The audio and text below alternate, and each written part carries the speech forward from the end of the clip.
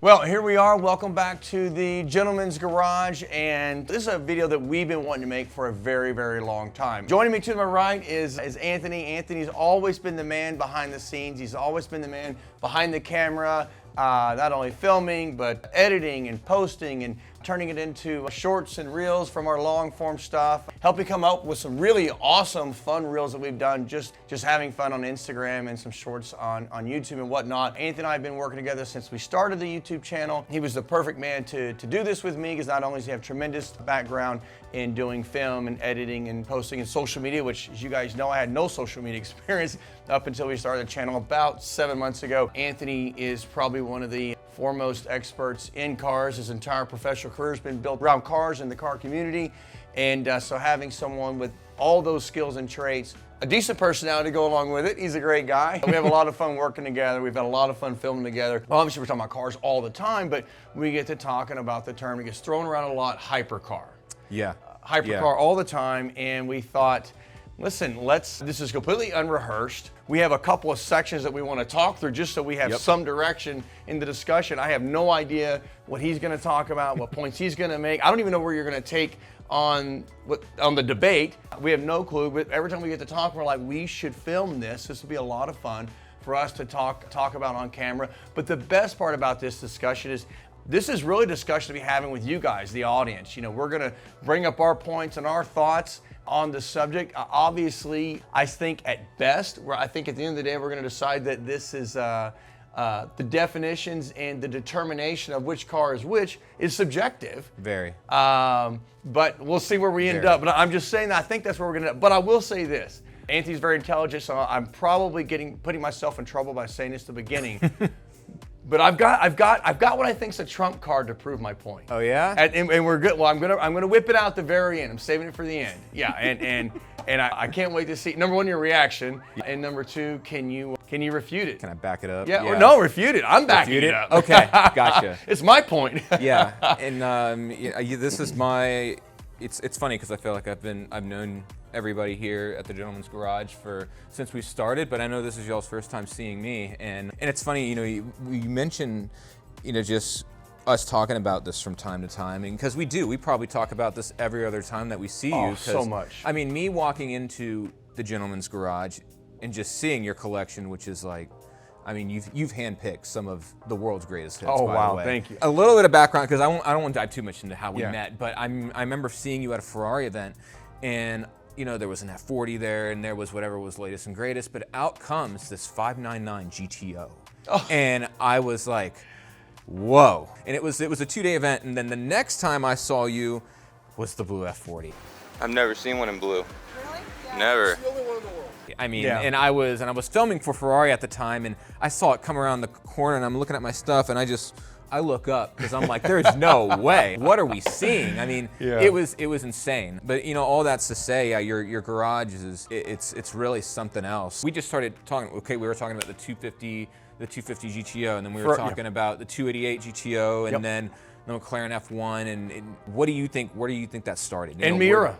That's what I was going to say. The Miura is like what started it, right? Right. Okay, so the debate is, what's a hypercar? Well, I think to get to that definition, we got to talk about, well, what's a supercar? Or even what's a sports car? And then what's a sports car? Yeah. Right? I mean, these are kind of the three categories, if you will, and which car falls in which category. Well, number one, how do you define each category? Yep. And then which car would fall into these categories? Right. And that's where, in fact, Anthony was setting up the cameras, and we got to debating what even was the first supercar, and then you said, well, what do they call it? So what was the first supercar? Let's start with that idea, right? I would say most people would consider the first supercar to be the Lamborghini Miura, which started production in 1966 through I think 1973 or 1974.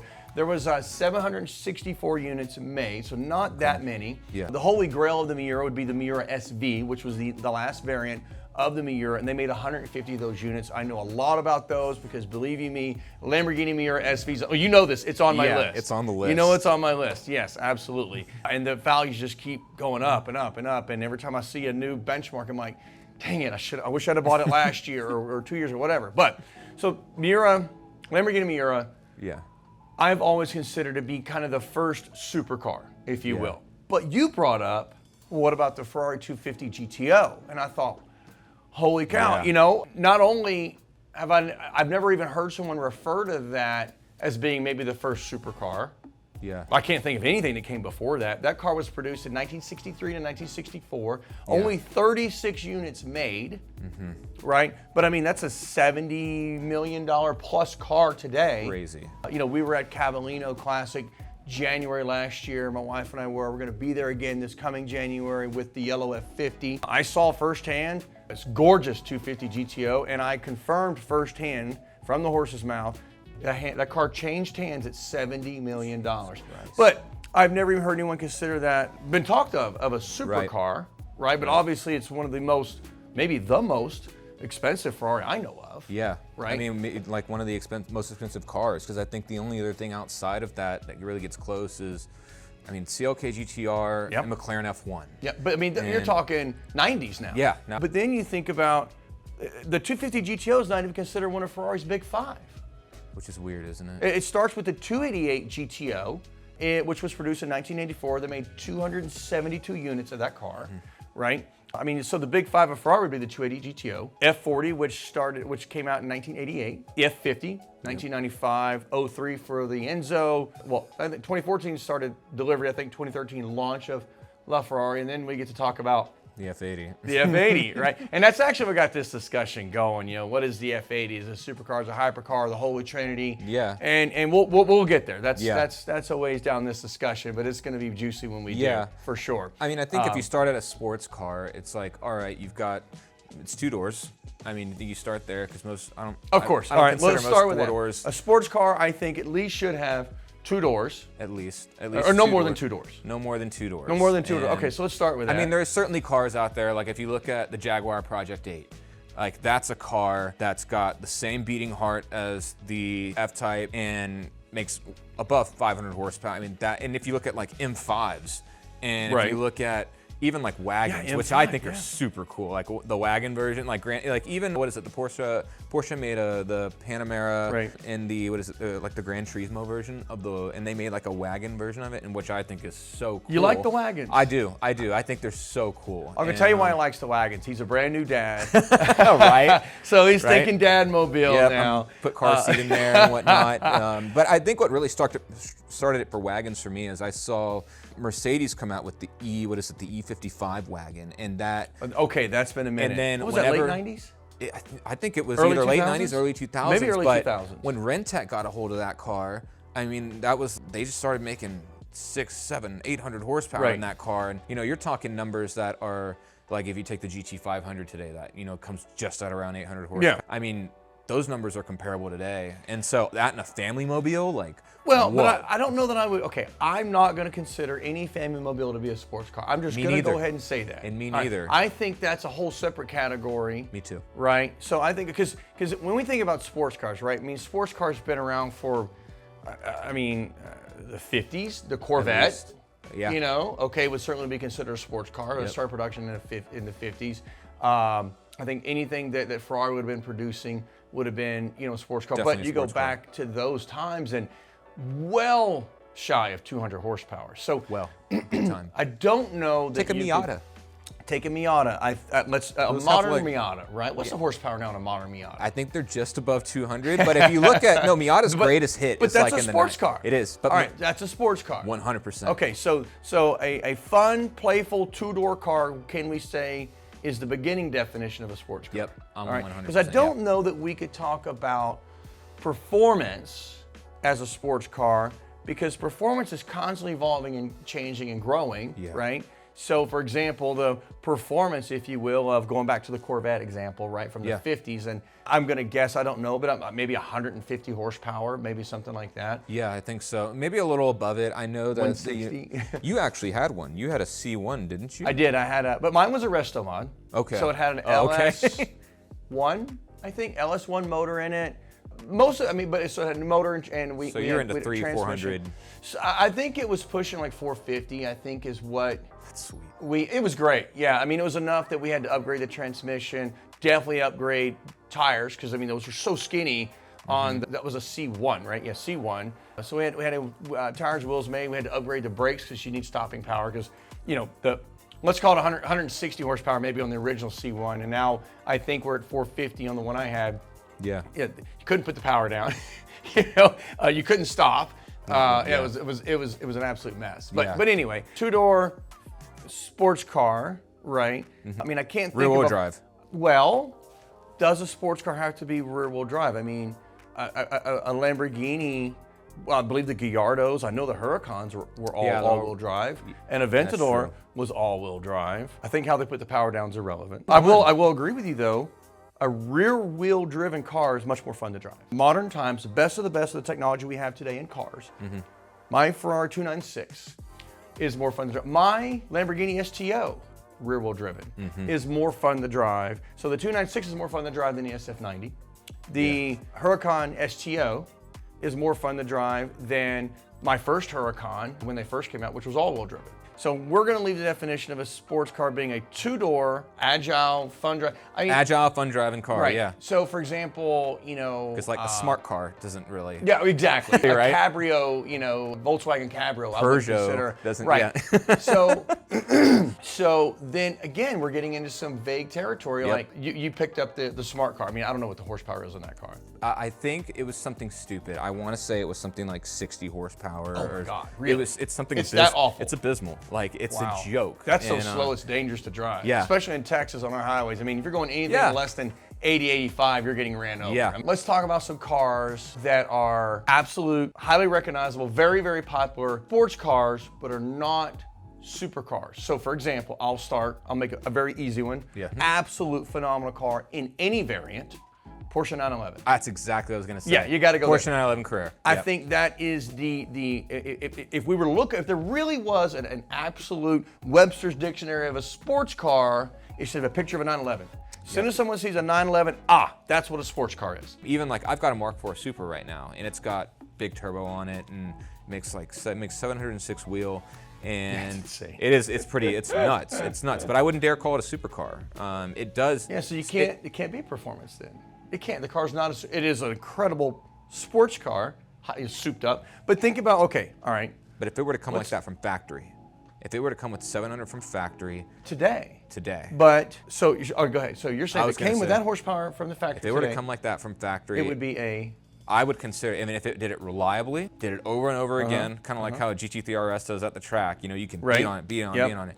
Like if it were to do that over and over again, I would say I'm pushing that car more towards supercar. Also, it does depend whether I like it or not. It really depends on what it costs. Because if I buy that car for 50 grand, it's a sports car. But it's weird. Fair point. I do think price and value plays into our mindset of the difference between a supercar and a sports car. I'm going to argue on the performance basis. Okay, let's go back to 288 GTO. Most people consider that it's the first supercar from Ferrari, even though I think we make a great point. You made a great point about the 250 GTO, but that's for whatever reason that car is never in that discussion. 288 GTO. I don't remember what the horsepower figures were on that car, but they weren't phenomenal, right? I think it's 0 to 60 in like 6.7 seconds or something like that. It's not great, right? I don't think anybody would debate that the 288 GTO is not a supercar. I think the issue is of its time. Yeah. Right? But you're talking about the performance of the Supra. Look at the horsepower the 992 Turbo S's, or even the 991 GT2 RS. That car made what, 600 from factory?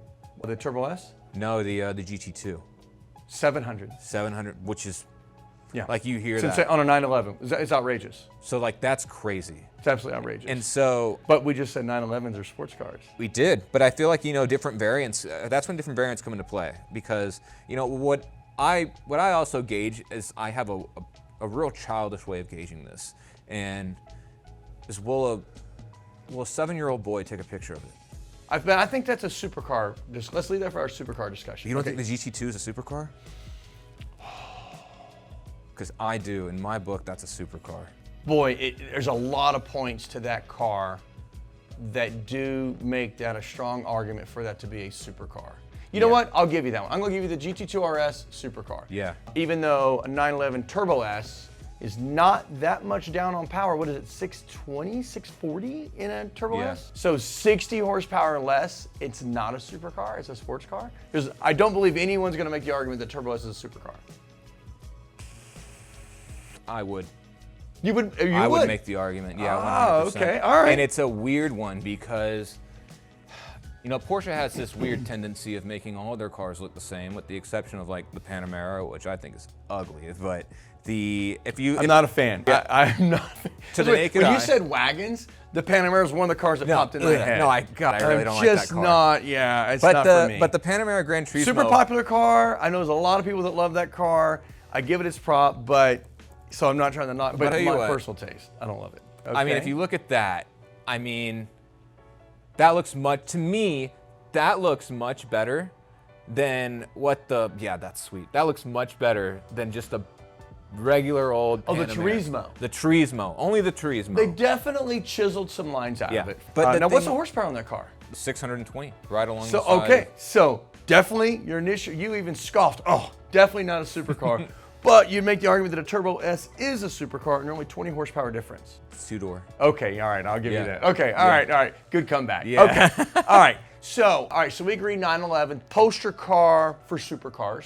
Excuse me, Yeah. poster car for sports cars. All right, Yeah. one other car that we would say no one would argue that is a great sports car but not a supercar. A Shelby GT500, even a Muscle Shelby car. GT350. Muscle Those car. are muscle but those cars. are sports cars.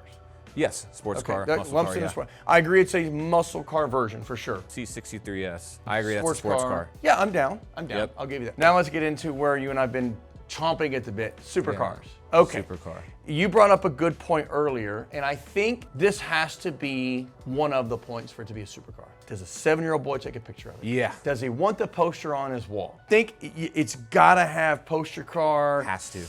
vibes, likes, desire. Yeah. For big it to time. be a supercar. Okay. And who's done it better than I feel like Lamborghini? Like, Oh, they know how to make a supercar. For me, the games growing up, because I mean, I had a GameCube and I would play Need for Speed Underground, Need for Speed Underground 2. But my first ever game was Need for Speed Hot Pursuit 2. Okay. And on the cover is this yellow Lamborghini Murcielago. And I had that car in my room because it looks. So that's where your poster car started? That was my poster. Okay. Lamborghini Murcielago, yellow. So what year one. was so Mercy's came out in what, 02? And yours 2001. That's when 01. That's when the Mercy You're came just a out. baby. You were 5. You said you were born in 96. Okay, he was I 5. was 5 years old, and so I think that game either came out the same year or shortly, like right in 2002. All right, so 01, I would have been 23. Okay. Okay. Is there 23 years difference between us? Okay, I guess there is. So, all right, I was a grown man. I wasn't playing with video games anymore. Yeah, no, you weren't, I was busy building a business. And Yep, Yeah. already making money. But you were playing around with game controllers. I was playing around with game That's cute. controllers. That's cute, Anthony. Big cute. The first car that slides out is a Ferrari 360, and he's running from the cops. And then as he's going through, running from the cops, yellow Murcielago, and I just remember seeing that car. I was like, "What is that? Yeah. Like, that's insane." And Absolutely so insane. it didn't matter. I mean, looking at that car, it didn't matter how much horsepower it made. No. It didn't matter how it drove. Absolutely It not. was just like It's a dream that machine. supercar, dream machine. It's a Exactly. dream machine. Big time. Supercar's got to be a dream machine. It's got to be. It's I gotta be think something. I think that needs to be written in the Webster's Dictionary as part of the definition. We're writing the definitions today. There we have it. Yeah. Okay, supercars. So this is where there's a lot of what I have sought after my whole life and the cars I've dreamed of, and now I'm fortunate enough to have here in our garage. Those I think most all would be considered supercars. I'd have to think about if we have any exceptions that are at least in our collection. 355. I think that's the only one that Yeah, teeters. I'll That's give you it that. teeters. That's for sure. That's a really great sports car of its time. Sounds Really great. incredible. Looks great. But I don't know why. I'm looking at that car and I feel like, yeah, it leans a lot more towards sports. Oh no, But- 100%. I don't think there's any argument whatsoever that a 355, even my 360 Challenge Stradale, love driving that car. Ooh, Yeah. Would you consider that a supercar? I consider that a supercar. The regular 360 I wouldn't. Would you? But it was in the game for me. Like it was in the for. Yeah, I right consider behind, that one. right in front of the Mercy, I right? consider that. And that's a weird point for me because I think what really made it for me was that there's a clear piece of glass in the back that I can see the engine. Supercar. I don't know. Like that's what's weird. Like that's like to me that's what makes it. I something actually that's get your argument there. If we threw 360 in the argument as a supercar of its time, And I think that's really where we're going to end up on a lot of these points is where do the car stand in its time? In its time, yeah. Right, in its time, right? And I think that kind of begins to rein in, if you will, the clarity of, well, you know, how could you consider that a supercar? Let's use the Challenge Stradale, the 360 Challenge Stradale as an example, in modern times. I mean, I think that car has maybe 400 horsepower in that car. Yeah, but how much does it weigh? Next to nothing. It's a feather. It's super light. Stripped out. How is that car fun to drive? Yeah. I think they made around 1,300. Which is not too far off from your F40. The F40, 484 horsepower, that's what it was rated at. Were you there the day that I went flat out with a brand new 992 GT3 RS? No. So that car's got what, 515, 520 horsepower, something like that? Yeah, but you're lighter.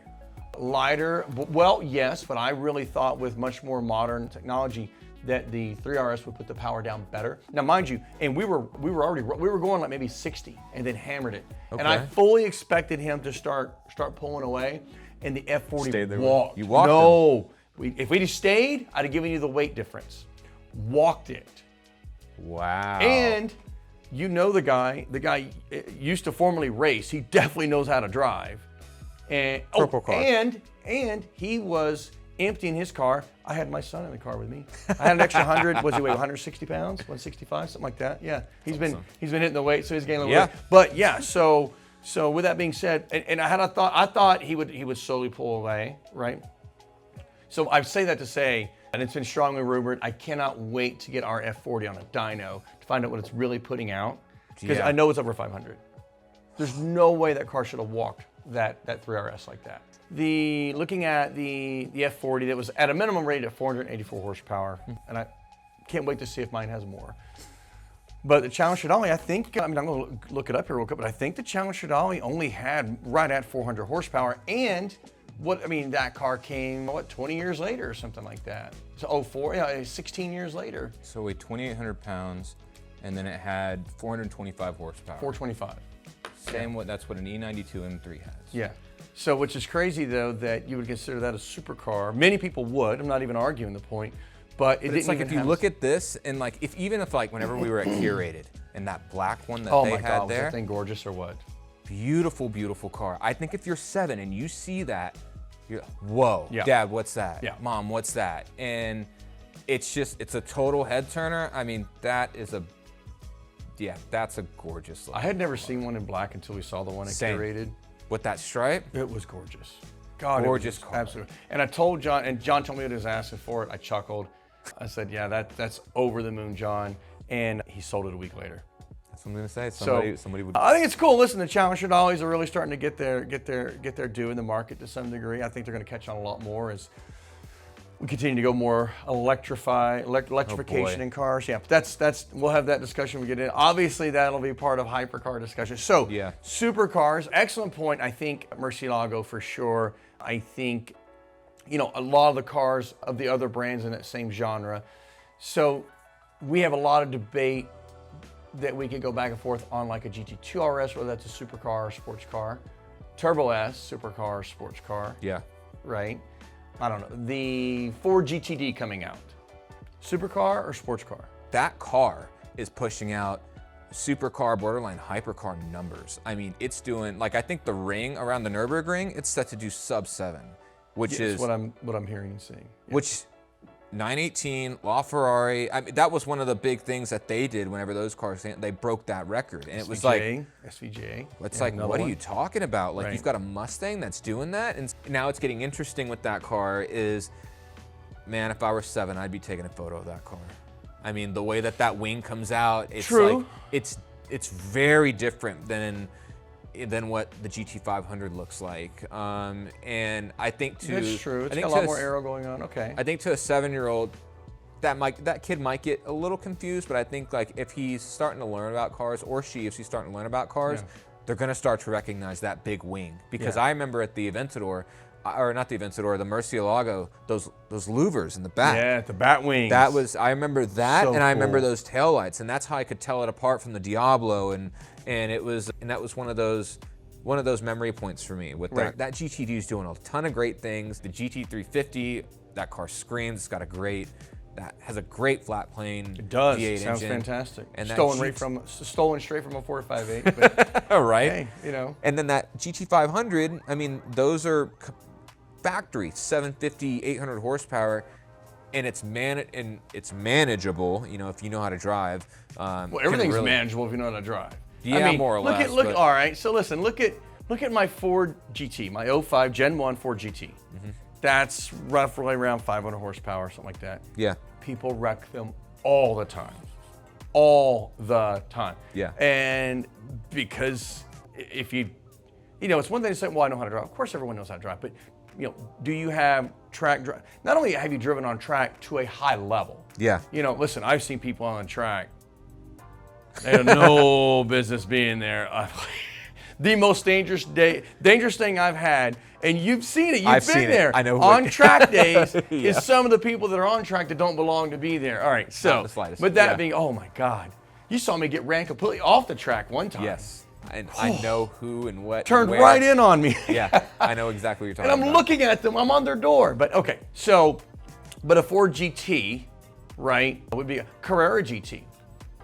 The horsepower in a Carrera GT was what, around 600 horsepower? Okay. Yeah.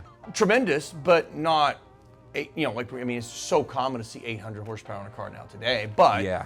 But another car that I think the Carrera GT drives fantastic. I think the Ford GT drives fantastic. It's two of my favorite all-time drivers cars, right? It's just a crazy engine, you know, in the case of the Ford GT, a supercharged V8. A manual gearbox, and that's it. There's no traction control, there's no nannies, no stability control, no ESC, none of that. And you get it on. So the drivability of some of those cars, right? You know, and you look at that, and I'm speaking about those in terms of like, if we're going to determine a Ford GTD being a supercar because it's more manageable than, as you said, so many kids. I mean, you see the videos; they're all over the internet. There's always a kid or a dude or a grown man. Yeah. I mean, I've seen grown men, men leaving car shows, snap hooking Mustangs into the crowd and the light poles. Do you know why that? You know why this happens? Can you think of it off the top here? Why does that happen? I can tell you why. It's very simple. With what? Why you always see. And the Mustangs get a bad rap. For Dodge Charger, same thing. A lot of horsepower, rear-wheel driven cars, snap hook leaving car shows. So it's changed in the newer Mustangs, but it used to be it had a straight axle, and it couldn't really. It did a bad job of. That's not a really huge putting part that of it. Power down. But I'm watching. Now, when did they change that? They changed that what? So I want to say, no, the GT500, the 08 one, it had a live axle, had a straight one, but I think, what is it, the newer ones, like I think they call them the S550s, those are now independent suspension. But even then, a ton of kids wreck them, but I think. What about the Charger? Was it the Charger or the Charger? I was going to bring up the Charger. The Charger, yeah, that's the Charger, yeah, the Hellcat, I mean, it's. How many times do you see those cars? Same thing, leaving a car show. I'm going to tell you, the straight axle is a very big point. You're correct. The reason why I see so many guys snap hooking those cars, it's called cold tires. Yeah. Cold tires. Right out of a car show. The car's been sitting there for 2 or 3 hours. Yep. You pull out, and here's what's happening. Here's my theory. They drove there, tires were warm, and they had a lot of fun. They drove very spiritedly. Yeah. But they were on warm tires. The tires had gotten warm. And then the car sits for 2 or 3 hours. They got peer pressure from the crowd. Big time. They're hyped up a little bit, got a little shot of adrenaline going. They go to pull out. Maybe the car would have handled that input of power with that much steering input all at one time earlier because you had warm tires. Now they're bone cold. Yep. No traction. It's like driving on ice skates. And boom, the car snap hooks. Yep. Every time. I had a 458 do that at one of my events. Same thing. Yeah, cold tires. That's an excellent point. 458. Absolutely. The LaFerrari. I didn't snap hook it, but I'll tell you what. I had driven the car to pick up a buddy of mine. Okay. Second day I owned the car. No. Oh yeah. Way. Second day I owned the car, and his from my place to his place was about 14 minutes. But we sat there oogling over the car for probably 30 minutes. So the tires didn't get that warm. Then they sat half an hour. We pulled out. We were pulling out of his neighborhood. He also is a race car driver. And I just thought I would play, throw the car out, play a little bit. and the rear end just kept coming around. And then there's oncoming traffic, and I'm thinking, well, there goes $4.3 million, right? Just all at once, right? And fortunately, finally it caught, and we came back in, and we both looked at each other like, oh, and immediately I was mad at myself. I'm like, you idiot, cold tires. Yeah. And so the little control button right there, you can thumb over in the menus and see the tire temps, and they were like 88 degrees. I'm like, yeah, that'll do it. That'll do it. Cold tires, guys, warm them up, baby. Okay. So GTD, here are your points on it potentially being a supercar. I don't know what the horsepower is in that car. I can't recall. The new 15 horsepower out of that thing. 815. That's a ton. And I mean, that car looks great. But it's weird, I think that this car kind of suffers like what the C6 ZR1 suffers from, and is that, these cars have a huge history, they make a ton of muscle cars, a lot of cars with, and I feel like that's the category that they get lumped into. Look at the Hellcat. Yeah. Was it 700? Well, I feel like the Hellcat, that car's huge. It's not, even if you go to the drag strip, hardly any Hellcats are ever running, and it's because they can't. They can't get the power down. They can't. It's really hard to compete with what GTRs, what Huracans, what Supras, what they're doing. Yeah. And so it's weird. That car has a weird place in my book in terms of because it's cool that it makes that much horsepower, but it's a great 40 to 100 mile an hour show. And then after that, then it gets dangerous, because that car can definitely go faster, but it's if you need to take a turn at 120, you're kind of cooked in that car, whereas and anything that you have downstairs is recoverable. But in that, that car is huge. I would not take corners in the Mercy at that speed. No? No, the Mercy pushes so hard in the corners. It does. That's just a fact. The car pushes in the corners. You cannot. Now, once you place the nose, you can hop all. You place the nose, apex, and then hammer it. But you cannot charge a corner in that car. The car's just going to push wide on you, for sure. Yeah. My Diablo 6.0, exact same thing. Exact same thing. I don't know. I put the GTD more in a category of, in my eyes, muscle car. And it's I think maybe what we're saying is that there's a fourth category, muscle cars. Yes. Because a Hellcat, I don't even know if I consider a Hellcat a sports car. Have you driven one? It's a muscle car. Yeah. No, I've never driven one. It's a muscle car. It's a muscle car. Time. It has a lot of the attributes of what an SS, like a 70 Chevelle has, where it's big, it's bulky, it makes a lot of noise, and can be very fast in a straight line. Yep. And but it's kind of a one-trick pony. 100% agree. It's a one-trick pony. And that's what I think most muscle cars are. But it's once you get to the ZR1, and for me, it was the C6 ZR1, arguably the greatest Corvette ever made, C6 ZR1. That car is a supercar killer. You've got a ton of forged internals in there. Mm-hmm. The LS9 with that supercharger, it made 650 from factory, but I have a ton of friends I have 5 friends that have them, and all of them are making 800, 900,000 horsepower, problem. That's modified though, right? Yes. Okay. That's modified. But it was 659 from the factory? It was 650 horsepower, 650 pounds of torque. Okay. And then it was also, it came with carbon ceramics, that supercars come with. Sure. And then it was beating and being compared to Ferrari 458, even Ferrari 488. It was being compared to the 488. But I feel like, one of the things that car suffers from, whenever I look at it, I think it's a gorgeous car, the C6 ZR1. Mm-hmm. But I feel like a kid, again, I go back to that 7-year-old kid test, he's not going to know the difference between that and a base C6. Nope. Well, same thing with the 911. Same thing with the 911. Not until you get into GTs. Yes, not until you get into those then wings it's a whole and different all deal. that. Then it's or a obviously game. Carrera GT. Well, that's not a 911, but yeah. So when you get into the GTs, for sure. Okay. Yeah. Now we have to talk about hypercars. It was probably around, I'm going to say for me, as early as I can remember, the term hypercar was right around the time of the Holy Trinity, around 2014. I remember it a little earlier. Okay. I remember it started being thrown around for me, I think around 2005 or 6. Whenever the Veyron came out. The Bugatti. Yeah. Great point. Because that car Excellent did point. 256, 252. Yeah. It was something in there, and it was 257, how the something like heck did it beat the F1? And so that's whenever I remember my friends and people were like, oh no, that's a whole different thing. And then it's all right, now that's a hypercar. had a bunch of different names for it, but it Yeah. was in a category of its own. Even Right. though, like, we weren't even looking at lap times, we were just looking at sheer speed, but it was speed that a production car could do. Sure. And it was limited numbers, and it looked great. It looked crazy. Yeah. And then it was something that you could drive, relatively speaking. you know? Luxurious to drive, quite Yeah. honestly. It's like a Bentley with crazy performance, insane performance. Yeah. You know, but So Bentley that in terms of drivability was there. comfort-wise, Yes, more, but like your wife could hop in and drive for that sure. car. Yeah, yeah, you're right. Anyone could drive it. Whereas, like, I doubt she'd have fun driving my Supra.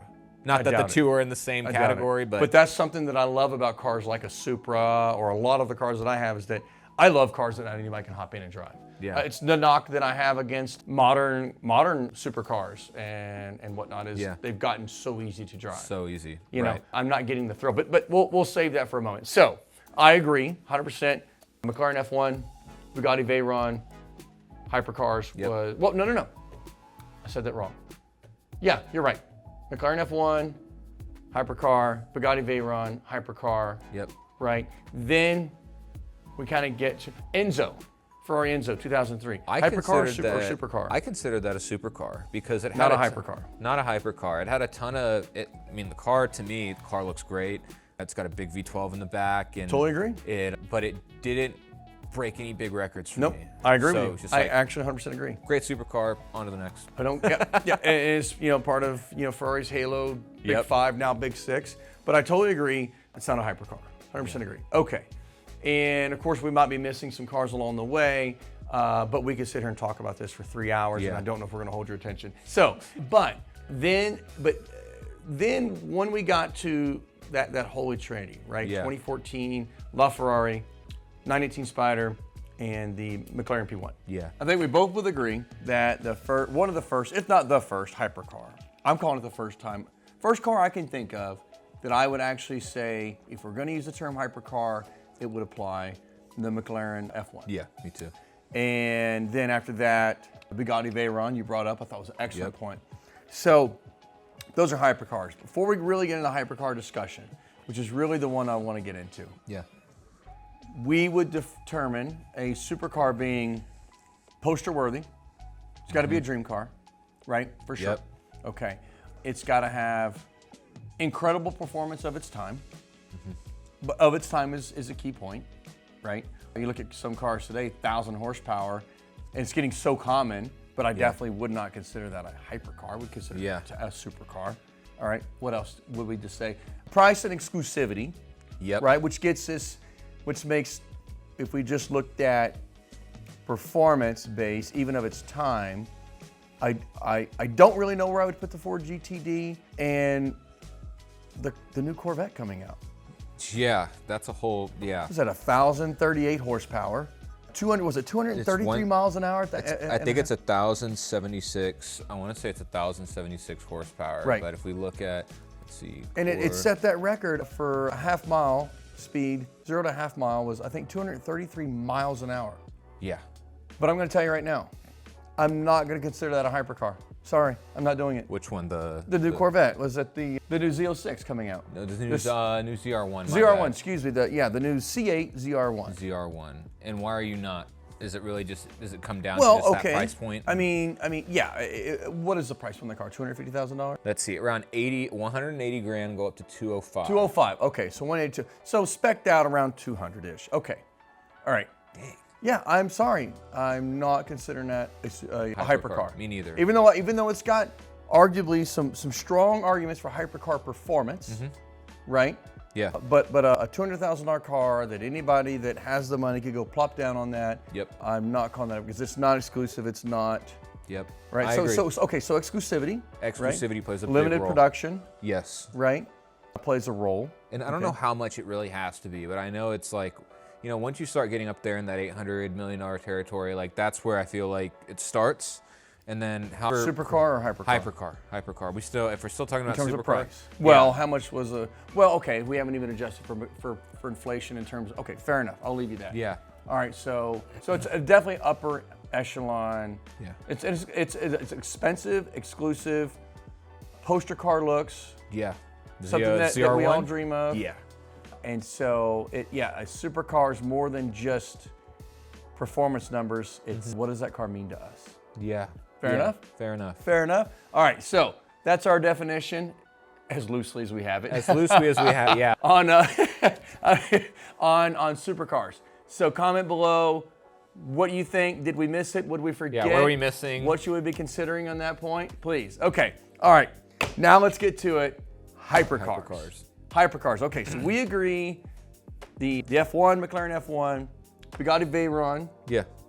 Chiron. Chiron, yes. I feel like You're it's calling that a up there. hypercar. Yeah. Okay. Yeah. So we were just discussing that the term hypercar started to be more common around the time of the Holy Trinity. Yeah. And I think you and I were talking about one time. I remember, obviously I remember the Top Gear episode where they were reviewing It was 3 separate episodes that they did, and I always loved how, I mean, they were like, at that time was a master class of like cinematography, because they would so make good. these great 8-minute, you know, what I call them movies about, you know, talking about what's the latest and greatest. Yep. And so they'd really gotten it really fine-tuned by the time that the 918, the P1, the LaFerrari came out. I'm actually super glad to hear you say that.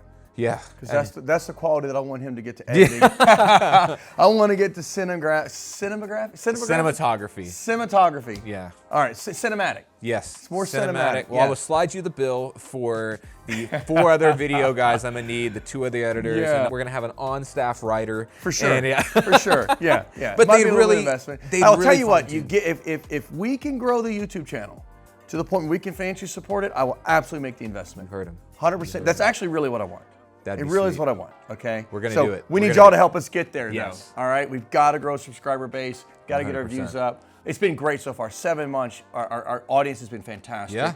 I mean, it's really been great. It's Really been a great great. time. So, Holy Trinity, 3 episodes. Top Yeah, those Gear. 3 episodes. And I found what was really interesting about those 3 episodes, outside of them being beautiful, they flipped the script. I feel like it was, because now all 3 of those cars, they all had the same top speed relatively, like 217. Very close. Yeah, 217. And it was just somewhere. like, I never understood why McLaren, it's almost like they went into a meeting together and said, all right, we're gonna agree. Isn't that funny how that works? Yeah. Even currently, you know, Even currently. the new F80 and the new W1, it's around the same Yeah.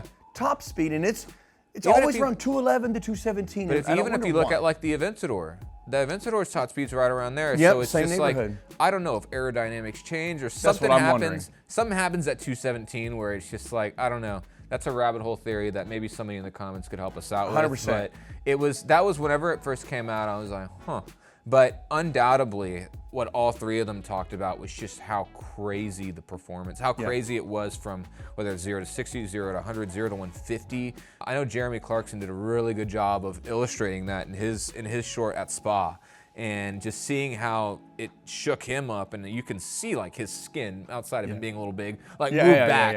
It's just of how fast that car was. Yeah. And so I think that, you know, for the time in 2013, 2014, I think what made those cars hyper is those brands are obviously industry leading, and they made these 3 vehicles that just really outdid their lineup and what they were making at that time. At that time, there's no doubt those 3 were the pinnacle of what was possible in automotive manufacturing and performance, no doubt. And so, not only were they referred to very commonly as the Holy Trinity, but they were also almost always considered hypercars, because everything else, even from those same brands, were a few steps back of that in terms of performance. You know, insane looks, insane aero, insane technology of its time. Okay, so those 3 cars, hypercars. Yeah. Is that what we're calling hypercars? We're 100% calling them hypercars. Okay, we're calling them hypercars. So that gets us to today. 10 years later, and we discussed this. I went into detail recently when we got back from the unveiling of our allocation of the Ferrari F80. And it's like, hey, it's 10 years later, the whole journey is happening all over again, but it's really different this time. But it's like, it is, but It's it's so not. different. The landscape is so much bigger. It is. Porsche hasn't come out with what they're doing. McLaren did the W1. Because they scrapped it. They went back to the drawing board because of like, At we least had that's this, what I believe. Yeah, we had this huge EV rush, and then like if you look at the market now, like even if you look at the Porsche, what's the electric car that they did that I can't? Taycan. Yeah, if you look at the Taycan, that car new, MSRP 200 plus or something like that. You can get a used one, a 2021 for 60. No way. For 60 I have grand. not looked If up you the looked market at, on yeah, that. no, Do you know why I haven't looked at the market on that? Because you don't give a shit 'Cause about it. Damn right I don't give a shit. I will never own an electric car. Yeah. Not happening. Yeah. I've got zero desire for anything like that. There's no soul, no emotion. Nothing. No nothing. Listen, if I want an electric car, I would go get a Tesla. I think they do a good job. They do all the things an electric car is supposed to do. But at that point, it's like an appliance. Really? It's like loading a dishwasher, or a washing machine or dryer. It does what it's supposed to do. There's nothing fun or exciting about my dishwasher or my washing machine. And for shits and giggles, my wife played a joke on us one time. On me one time, excuse me. We went and visited some friends in Boston, Massachusetts, and we walk out of the airport to go get in the rental car, and my wife had rented a damn Tesla. And laughed her ass off all weekend long at me. To see you behind an EV complaining, would be hilarious. Yeah. I was gonna use another word, complaining, we'll keep it clean, about the Tesla. 0 to 60 speed, sure, great. So what? Yeah, it doesn't make it fun to drive. There's no passion, there's no soul. It does what's, it's a people mover. I could get on a bullet train in Europe, in Italy, and go 175 miles an hour. Yeah. Nothing fun about it. You know, okay, so Tesla's absolutely But look, not, if you look at this. Wow. Look at that, 2021, 25K miles, 66, that was down from what, 200? Down from 200. Wow. That's huge depreciation. And it's like this on all of them. I mean, look at this. I mean, 61, 64, 65, and these are not anything that's, long. I mean, this one is the only one I think so far that's crept above 50,000 miles. All right, look at this one here. 2020, it only has 8,000 miles on it. 65,990, 66 grand asking. But look, it's not even considered a good deal, it's a fair deal. Fair deal. It's not even a great deal, right? That's so crazy. I remember when this car came out, the local dealership, Porsche dealership, I've got a great relationship with those guys, they're awesome guys, but they are there to sell cars, and I get it. And so they said, Louis, you've got to drive this thing. And I begrudgingly, I did not want to go, blah, blah, blah, blah. I almost went just so they would quit asking me. And I get in the car and it's got the noise or whatever the hell that is. And my wife just started laughing at it. She thought that was a joke. And start driving the car and yeah, it's fast, 0 to 60, whatever. I took a turn in it. And all of a sudden the whole car just the weight just was this heft that just shoved through the corner in the car. And I thought, oh my God. This thing is heavy. I don't know what it weighs, but the weight of the batteries is absolutely there. But anyway, so how do we get on that tangent? The Mission X. Yeah, the Mission X and how they scrapped it because there was this huge EV craze and now it's fading out. And I think Porsche got a whiff of that. Because you were approached about it. I was. Like what, a year or two ago? No, almost 2 years ago. It was almost 2 years ago. The discussion came up from the Porsche dealership. Said, hey, Louis, your profile would allow us to offer you a Mission X. Would you be interested in it? And that was the first day that I learned that it was rumored to be or intended to be all electric. Yeah. And the pictures looked amazing. Yeah, it looks sick. The car looks sick. Absolutely sick. Undoubtedly. And I'm looking at it, and I didn't say no at the time, but then they told me, yeah, we think it's going to be all electric. Not really sure. And I remember I looked at him and I said, all electric? I'm like, I got to really think about that. Yeah. You know, because number one, I'm being offered the next Halo car from Porsche, so I had to at least process that before you just say no. I mean, it is still Porsche, and they've got they're great. And so who knows what's going to happen there? But we do have, so the Holy Trinity, though, my big take today is that it's not a Holy Trinity anymore because there's such amazing players in the game now. Yeah. The Gordon Murray T50. My God, that car would fit so well in your collection. I got to tell you, man, I really got to tell you, that car is getting a lot more plays in my mind. Yeah. I'm really starting to think about that car a lot more. Pagani. Work of art. Utopia. Utopia. Looks beautiful. Oh my God, that thing is unbelievable. Yeah. And I feel like a lot of the things that there are big manufacturers that are doing wrong is they're going more towards all these assists and electronics and all this and that. Yes. And that Utopia is like it's raw. It's pure driving. It looks beautiful, pure driving. Yep.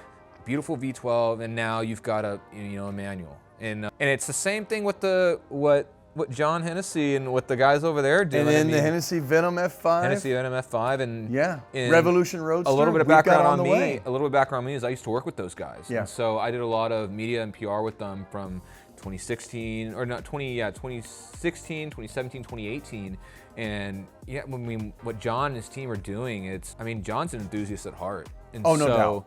A pure enthusiast. And so it's, you know, what his plans are and whatnot, and even with the F5, because I got to babysit that car whenever it was released. Oh, wow. And, yeah, I babysat it in Geneva. And so me and a guy named Vinny Russo, we took care of that whenever it was just like a clay shell pretty much. Wow. We took it over there, but to see John's plans with it and whatnot, it was very much so to keep that car as, not as race car, that's the wrong word, but it's really, you know. It's raw, man. Yeah.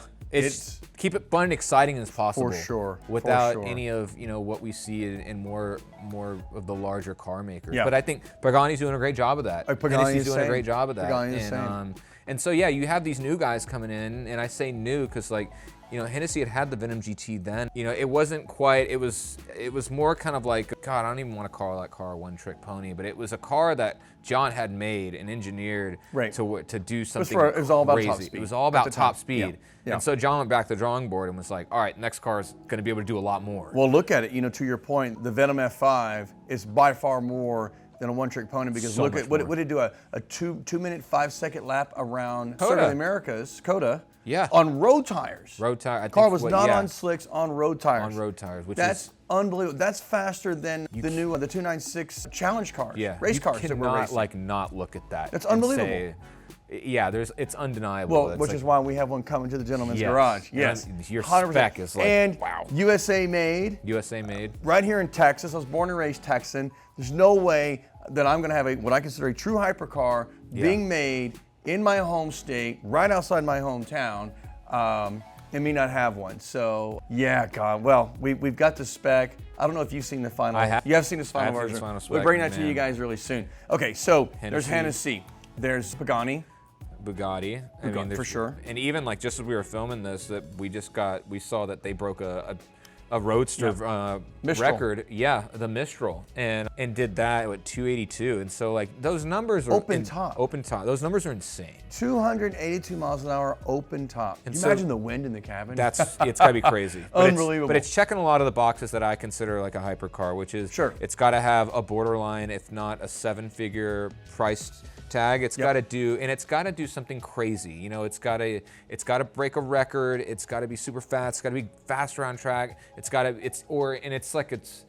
and/or type of deal. It's not just and, it's also or. Oh yeah, you gotta have so all the ingredients. Yeah, so it's either got to do something really crazy at the Nürburgring, and then I feel like a cherry on top is, outside of it also being a limited number car, it's got to be drivable. You know, it's got to be something that your wife can drive. It's got to be something that you can, because if it's always just braking, it's like. You mean reliable or drivable? It's two different things. Drivable. Reliability, yes, but drivable. I mean, it's gotta as be well. reliable. I don't want to hunk of junk. Yeah, you don't want to hunk of junk. But if it's like, if you get in it and it's just, if it's just a track toy, well, it's like, all right, you've put a bunch of race car parts on a street car. on a street car, and it's like, all right, now it's really just a race car. Because like if you were to get into a Bugatti, unless you punch it, you're not really gonna know how real capable it is, because it's still something you can take to the grocery store.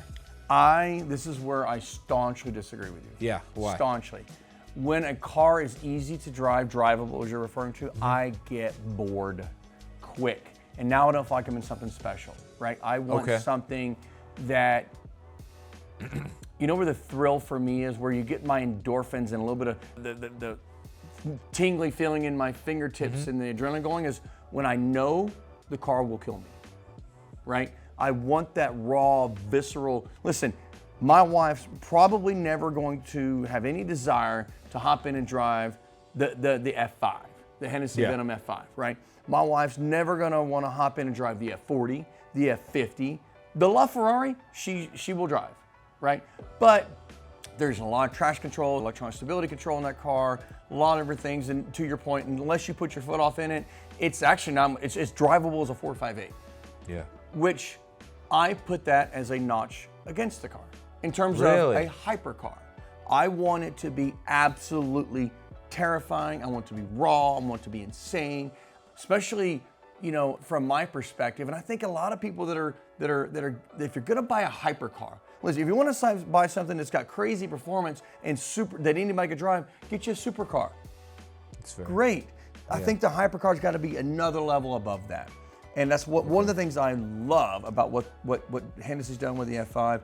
The Pagani Utopia, the Gordon Murray T50, you know, these are manual gearbox cars, are so much more raw, so much more driver engagement. I agree with you. My wife could absolutely hop into a Bugatti Veyron, a Bugatti Chiron, and drive it no different than she would her Rolls Royce or a Bentley that we've had. You're just saying it's a slash on the. Yeah, I put that a mark against it. Okay. Right. That brings it down a notch in my books. Now, that's just my opinion. You know, guys. You know, this is all about discussion, y'all. So put your comments below about what you think. But I want a hypercar to be hyper. I want it to be beyond a supercar. I want it to be insane. It needs to be outrageous. And I need to know that every time I start pushing the limits on that car, it could kill me. Okay. Oh, well, I guess I'm getting my blood going right now. Like, let's go. So, and see, like for me, it's a bit of the inverse. I think the fact that I totally agree. I mean, I totally agree that the less restrictive a car is, and the more that you can feel, the more that in control you are. God, give me the ultimate driver engagement. But I think it's a real testament to the engineers of being able to make something that can do all of that, and it not kill you. But it's weird. I want both because I want it to be able. I don't want to be able to feel any of that. You know, and I think your LaFerrari, because I have driven it once or twice, and I think your LaFerrari's done a great job of that. It did. I feel like. I don't feel like it's all there, and I feel like that car could definitely snap on me. It snapped on you before, and granted it was cold tires, but I feel like that car could definitely kill me. But I could snap a 458 with cold tires. Very true. Very true. You know, a little bit more than half the horsepower, but that's why. I'll put it to you this way, and I'm going to go on camera and say this because it's a fact, and you already know this is true. If the LaFerrari, the F40, and the F50 are at home in the garage. When I walk out the door in the morning, I got to choose one. The LaFerrari will be the last one I choose. Yeah, it'll be F40, F50, F40, F50. They're raw, they're visceral, they're manual gearboxes, they're absolutely insane, they're insane and crazy 30 years, 35 years later than when they were made. See, my F40, 1989, but it was F40 came out in 88, so was it 36 years later? But I think that's just because you don't prefer hypercars. I think you prefer vintage supercars because the hypercars weren't even around whenever these cars were made. Think about that. I don't know if I do prefer a more raw driver engagement car. Yeah. Which is why I chose the Hennessy Venom F5 over a Bugatti. Yeah. Yeah. Right? I still think a Bugatti is more of a one-trick pony. I think it's certainly gotten better. Still more of a one-trick pony. That Hennessy Venom F5 is absolutely insane. Yep. Plus, what it did around Circuit of the Americas is unbelievable on road tires. Now, Rimac Nevera. I mean, look, like the CEO of that car, ironically, I saw him do a few interviews. He's an enthusiast. It's crazy. Course. It's crazy. But the car that he's made, I think, has a ton of great engineering behind it. I don't consider it a hypercar. I think it's a 2,000 horsepower car. Very expensive, limited production. Yep.